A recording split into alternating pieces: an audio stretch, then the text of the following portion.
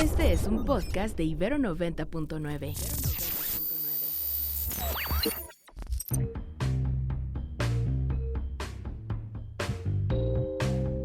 Desde el estudio B de Ibero 90.9, esto es Control de Cambios, una producción de Ibero 90.9 y la revista Nexos. Mi nombre es Valeria Villalobos Guízar. El impacto de las elecciones presidenciales de Estados Unidos en México será profundo y complejo, marcando la política exterior del próximo sexenio bajo la presidencia de Claudia Sheinbaum. Los candidatos presidenciales Kamala Harris y Donald Trump representan caminos divergentes que influirán directamente en tres temas cruciales para la relación bilateral. Para México, la cooperación en torno al Tratado México-Estados Unidos y Canadá, el TEMEC, así como la gestión de los flujos migratorios y la colaboración en seguridad, estará en juego. Mientras el radicalismo de Trump y su equipo podrían dificultar las negociaciones de colaboración con nuestro país, la llegada de Harris, con un enfoque más conciliador y progresista, ofrecería la oportunidad de renovar y fortalecer la relación bilateral en temas clave, incluyendo los acuerdos en materia ambiental y los derechos migratorios. Mientras tanto, la incertidumbre económica y las tensiones políticas internas en Estados Unidos mantienen a ambas naciones en vilo, con importantes decisiones que se definirán en noviembre y que moldearán el futuro de la región. Matías Gómez Leotó es internacionalista por el Colegio de México. Matías, intentemos abordar los tres temas que ha señalado como prioritarios en lo que respecta a la relación bilateral de México con Estados Unidos en el contexto de las elecciones presidenciales de los dos países: comercio, migración y seguridad. Empecemos con migración. ¿Qué diferencias clave se presentan entre las posibles políticas migratorias de Kamala Harris y Donald Trump y cómo afectarán a la colaboración entre México y Estados Unidos? Lo que hemos visto en los últimos años es que hay un creciente reconocimiento por parte del espectro político estadounidense, tanto en el Partido Demócrata cuanto en el Republicano, de que la politización de la migración es un tema electoral importante y que tiene mucha raja de la cual pueden sacar. El candidato Donald Trump en 2016, en 2020 y ahora en 2024 ha hecho uso de este tema para aventar su campaña de oposición a México usando la otredad de los migrantes para radicalizar a su base republicana y enardecerla. Y no solo es un tema de campaña con Trump, claramente. Hemos visto que a lo largo de los años el candidato republicano, cuando fue presidente, llevó a cabo ciertas políticas migratorias que restringieron la migración, y la más notoria de todas estas era el muro fronterizo, famosamente Build That Wall, que no se acaban ahí. Lo que esperamos que llegue con una segunda presidencia de Donald Trump, en caso de que él ganara, es que radicalizaría estas políticas, acabando con políticas de reunificación familiar, y él inclusive ha propuesto empezar una política de deportaciones masivas. Esto sería muy disruptivo, no solo para la vida de miles de familias estadounidenses, sino también para muchos nacionales mexicanos, centroamericanos y inmigrantes de todos lados del mundo, pero también para la economía de Estados Unidos. Esto tendría un efecto inflacionario muy importante que podría afectar al crecimiento de Estados Unidos y con ello llevar abajo a la economía mexicana. En el caso de Kamala Harris, hemos visto cómo se ha usado su supuesto fracaso en manejar la frontera con México y los flujos migratorios de Centroamérica hacia Estados Unidos como un eje de la campaña de Trump, pero ella también tiene una visión un tanto más holística que Trump, pero bastante restrictiva en cuanto a quienes pueden entrar a Estados Unidos. México era un país de tránsito o de origen, y ahora también es un país de destino y de tránsito. Lo que podemos esperar en el caso de la presidencia de Harris sería que podría trabajar y encontrar ciertos puntos de común acuerdo con Claudia Sheinbaum para tratar con las causas de origen, que eso es algo que ha recalcado Harris en la campaña, y que puede acoplarse muy bien con la agenda de Morena, de Sheinbaum y de López Obrador mismo. Programas como Sembrando Vida en Centroamérica y en México, que tal vez no estaban diseñados específicamente para frenar la migración, son ciertos programas que podrían verse replicados en una situación de colaboración entre el gobierno estadounidense y mexicano. Pero a grandes rasgos, lo que sí podemos esperar es que el cambio de paradigma que llegó con Trump, en el cual se ve al migrante como un otro que hay que mantener afuera de Estados Unidos, se va a mantener y se va a profundizar, gane quien gane. La diferencia va a ser en matiz, la diferencia va a ser en la profundidad de las políticas públicas, y la diferencia también más importante, a mi parecer, entre Harris y Trump será que Harris puede negociar diferentes temas separando, como se dice normalmente, peras con peras y manzanas con manzanas. En el caso de Trump, no. Trump usa estos 3 temas prioritarios que estamos mencionando, extrae concesiones en uno a través de enarbolar presiones por el otro. El tema migratorio va a ser una moneda de concesión importante para el gobierno de Sheinbaum, porque el margen de maniobra que tiene ahí y el costo político que se paga al llevar a cabo políticas migratorias que estén accediendo a las presiones de Washington son mucho menores los costos ahí que lo que puede hacerse en seguridad o en comercio. Por sus equipos, por las condiciones políticas, por el conocimiento adquirido, ¿cómo consideras que será distinta la primera presidencia de Trump de una segunda posible llegada a la Casa Blanca? ¿Qué retos nuevos enfrentaríamos que no enfrentamos en 2017? Yo el símil que usaría es que el Trump que veríamos en 2024 en caso de llegar a la presidencia es como cuando el Velociraptor de Jurassic Park aprende a abrir las puertas en el último acto. Trump en un inicio no sabía cómo usar el aparato estatal para llevar a cabo sus políticas más disruptivas e inclusive muchas de las personas que lo estaban acompañando en su gabinete estaban bastante enfocadas en matizar, mitigar o inclusive ignorar sus órdenes más radicales. No solo eso, sino que muchos de ellos, una vez que renunciaron o los corrió, sacaron libros detallando cómo lo ignoraban o lo matizaban o decían que estaba fuera de sí. Ahora Trump nos está rodeando de estos famosos adultos en el cuarto, como se le llamaban los medios estadounidenses, y se ha rodeado de gente muy afín a su programa político, este famoso proyecto 2025 que escribieron entre miembros del Partido Republicano y de think tanks conservadores. Muchos de los autores de este programa estarían incluidos en su gobierno y no solo a nivel de gabinete, sino en posiciones más operativas, lidiando contra lo que Donald Trump y los republicanos están llamando el Deep State. Y llegarían con un mandato muy claro de llevar a cabo estas políticas y ya saben cómo hacerlo. Entonces sí es una diferencia importante y siempre es importante con personajes como Trump darles más seriedad de lo que parecen ameritar. Cuando Trump estaba en campaña en 2016 y él decía, we're gonna build that big, beautiful wall, mucha gente decía, esto es imposible. Es un terreno en el que es muy complicado construir un proyecto de infraestructura de este calado, las cuestiones de tierra y demás. No solo la construyó, sino que la administración de Biden tuvo que continuar con la construcción en algunas zonas. Entonces, cuando se habla de políticas radicales como la deportación masiva, es importante tomar en cuenta que esto es un tema prioritario para Trump, a partir del cual ha creado un lazo muy importante con su electorado. Vayamos ahora a lo que respecta al comercio. ¿Cómo impactaría el regreso de Donald Trump a la Casa Blanca en la relación comercial entre México y Estados Unidos, especialmente en el contexto de la revisión del TEMEC en 2026? Yo creo la pregunta más importante para la perspectiva de crecimiento de México en el corto, mediano y largo plazo. Ahora hay muchas fuentes de incertidumbre para el país, una de las cuales es cuál va a ser la versión del TEMEC que sobrevive a la nueva administración en Estados Unidos. Incluso existe la pregunta de si va a haber un nuevo tratado. Hay una visión, a mi parecer errónea, de que al ser el tratado de Trump, que lo negoció él con su equipo, lo va a respetar, que es el hijo de Trump, este tratado. Y a lo que yo solo digo, hay que ver cómo trata Trump al resto de sus hijos para ver si va a respetar este tratado. Fue un tratado que fue muy exitoso en su momento y ha permitido la integración de las cadenas de suministro en América del Norte. Sin embargo, hay fuentes de conflicto importantes que han sido muy evidentes en la administración Biden, en temas como reglas de origen en el sector automotriz, el sector energético, cuestiones agrícolas, laborales y demás.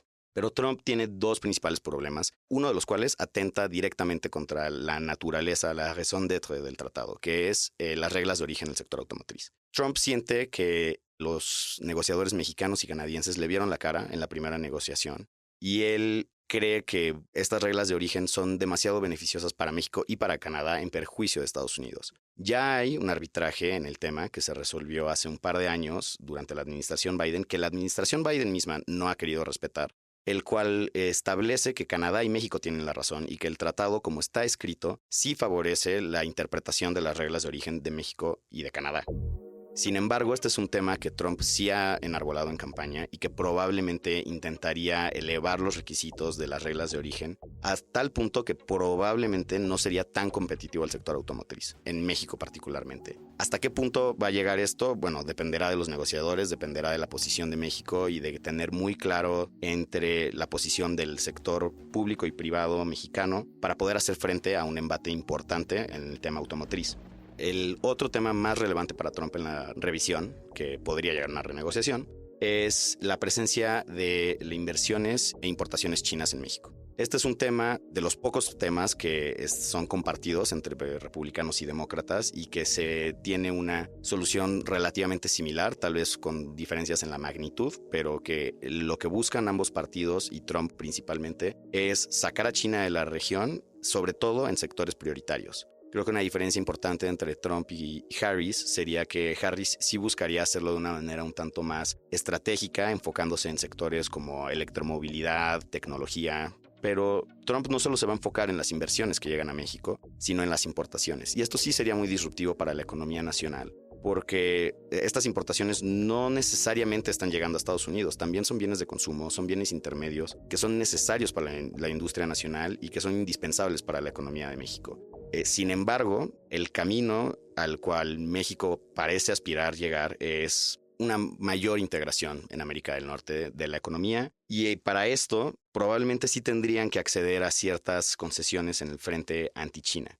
Si esto pasara, probablemente tendría un efecto importante en la economía mexicana y probablemente sería bastante disruptivo en el mediano plazo, pero a la larga a México siempre le va a convenir comerciar más con el socio más importante que tiene, que es la economía más grande del mundo y con quien compartimos la frontera más dinámica del planeta. El sexenio de López Obrador estuvo lleno de desatinos en lo que refiere a la política exterior, sobre todo por lo que respecta a la relación con varios mandatarios internacionales. ¿Qué papel jugará el próximo secretario de Relaciones Exteriores, Juan Ramón de la Fuente, en la gestión de las tensiones de seguridad en caso de una victoria de Trump o de Harris? Claramente, la presidenta Sheinbaum escogió a alguien con una carrera muy reconocida y con mucha experiencia en el ámbito doméstico y de política exterior, que es bien visto en Estados Unidos y que tendrá que lidiar con un Trump bastante confrontativo en caso de ganar y que sí va a monopolizar gran parte de la política exterior de México, sobre todo en la primera mitad de la presidencia de Sheinbaum. De la Fuente va a ser indispensable, pero también es importante tomar en cuenta que la Secretaría de Economía probablemente va a tener una mayor relevancia de la que ha tenido en otras administraciones, al tener un político del peso que tiene Marcelo Ebrard, que también tiene una importancia muy relevante para la revisión del tratado, que también tiene muchos contactos en Washington con ambas administraciones, con los equipos tanto de Harris cuanto de Trump, y que también va a ser una pieza clave en posicionar a México de una manera que esté pensando en el mediano y largo plazo, en cómo se posiciona en esta confrontación geopolítica y comercial entre China y Estados Unidos. A decir verdad, si México en algún momento coqueteara más con acercarse a China a costa de la relación comercial con Estados Unidos, esto podría ser un profundo error, porque no son economías complementarias, son economías que en muchos sectores compiten y que no tiene la lógica interna para la economía mexicana. A fin de cuentas, las señales que parece dar la presidenta Sheinbaum con el gabinete que junta en este ámbito, sí permiten demostrar que está buscando tener un frente unido y capaz que pueda hacer frente a una administración de Trump bastante maximalista o una administración de Harris que podría contar con un USTR bastante activo en tener una revisión del TEMEC que favoreciera los intereses de Estados Unidos sobre los de México. Pasemos al último tema, la seguridad. ¿Qué riesgos y qué oportunidades enfrenta México en términos de seguridad bajo un posible segundo mandato de Trump, especialmente considerando sus propuestas de intervención en territorio mexicano?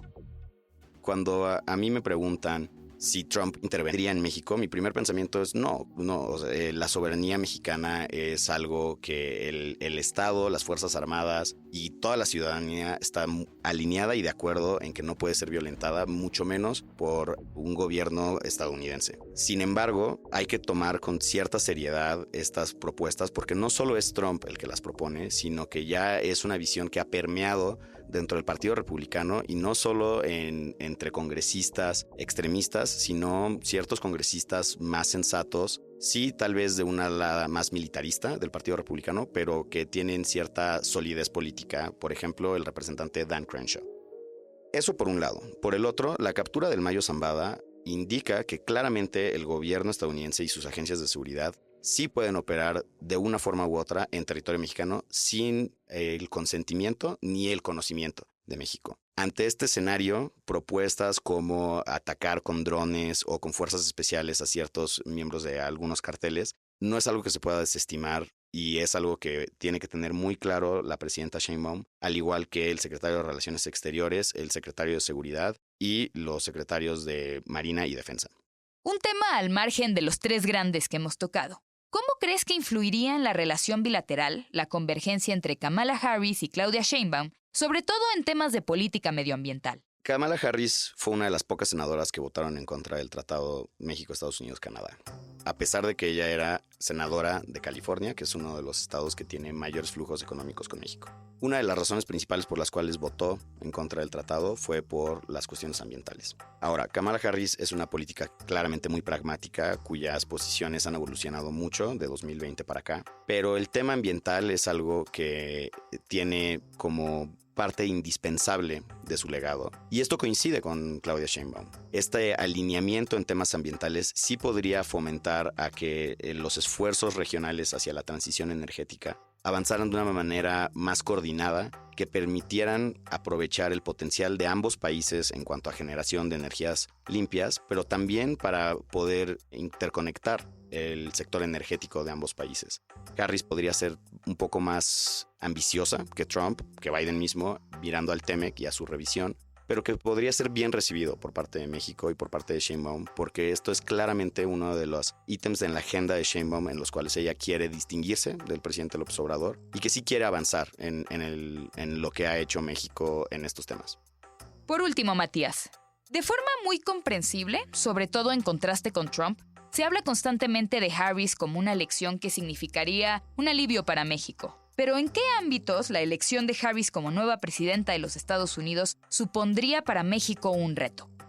Creo que hay dos maneras de ver esto. La primera es que, concentrándonos en Donald Trump, él aumenta mucho la incertidumbre para el país. Él dificulta muchos procesos que deberían de ser institucionales y sencillos y es una persona muy volátil que probablemente intentaría aprovecharse de la debilidad política que podría percibir de una presidenta que no necesariamente va a contar con el apoyo popular con el que contaba López Obrador y que no va a tener el control sobre el Congreso como lo tenía López Obrador. Ante esta situación es bastante fácil imaginar que Trump buscaría tener las posiciones más maximalistas, buscando concesiones de México en estos tres temas y que sería muy difícil satisfacerlo sabiendo que él va a buscar cosas que serían impensables, ¿no? Para las Fuerzas Armadas, permitir de nuevo que opere la DEA en territorio nacional, sacar las importaciones chinas de México. Y la política draconiana migratoria es algo que sería muy difícil para México seguir llevando a nuevos límites. Todo esto estaría en una licuadora constante a lo largo de 4 años y sería muy difícil tener certidumbre del lado norteamericano, lo cual dificultaría mucho la política interna. En segundo lugar, todas estas políticas probablemente llevarían a una situación económica muy complicada en Estados Unidos mismo. Ya mencionamos que podría aumentar la inflación no solo por las políticas migratorias, sino también por su política arancelaria con el resto del mundo, no solo con México. Y esto llevaría a una probable recesión o crisis económica en el país también. En el caso de Harris, no todo es miel sobre hojuelas. Harris tiene temas muy claros que sí quiere resolver con México. El aspecto laboral también va a estar incluido en el TEMEC. Pero Harris puede permitir que se sigan canalizando estos temas contenciosos a través de canales institucionales, como se ha hecho durante la administración de Biden y como se hacía antes de que Trump llegara en 2016. Harris puede ser bastante estricta en algunos temas y probablemente ella sí pondría un poco más de atención a las implicaciones de la reforma judicial para el tratado. Sin embargo, Harris lo que va a buscar es mantener la fiesta en paz con México, porque ella se va a querer concentrar en otros frentes más relevantes para la política exterior estadounidense y siempre y cuando pueda mantener una relación estable con México, es algo que va a preferir. Y es algo que claramente Biden intentó mantener y que Harris replicaría. El alineamiento de las dos primeras presidentas en Norteamérica obviamente ofrece ciertas victorias simbólicas que les daría cierto margen de maniobra inicialmente para buscar relanzar la relación e intentar superar algunos de los temas contenciosos que se han visto, sobre todo en el último año, pero a lo largo de la presidencia Biden ha habido bastantes temas de escozor bilaterales que esta cuestión simbólica y esta nueva narrativa sí podría ofrecer ciertas oportunidades y que si ambas quieren aprovecharlas podría llevar la fiesta en paz, favoreciendo a ambos países.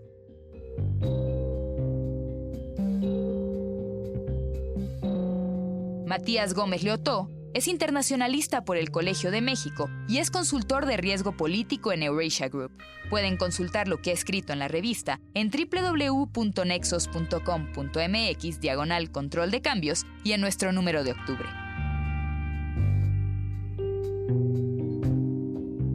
Muchas gracias por escuchar Control de Cambios, una producción de Ibero 90.9 y la revista Nexos. El guión de este episodio es de Melissa Casab y Valeria Villalobos Guízar. La producción es de Roxana Aguilar y Daniel Maldonado. La postproducción de Aldebarán Abraham. Mi nombre es Valeria Villalobos Guízar.